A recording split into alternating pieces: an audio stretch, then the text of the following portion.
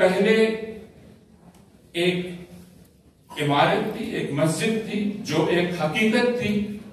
उसको मिस्मार किया गया और अब उसके ख्याल को भी दिमाग से निकालने की कोशिश की जा रही है कि वहां बाबरी मस्जिद जैसी कोई असलियत और कोई हकीकत थी।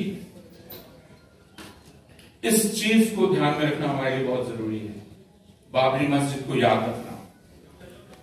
चूंकि आप बाबरी मस्जिद दोबारा नहीं बना सकते, तो बेहतर हो कि वह जगह जहां बाबरी मस्जिद का मलबा बिखरा हुआ है, उस जगह को घेर कर और वहां एक इबारत लगाई जाए जिसमें लिखा हो कि यहां कभी एक मस्जिद थी जिसका नाम बाबरी मस्जिद था,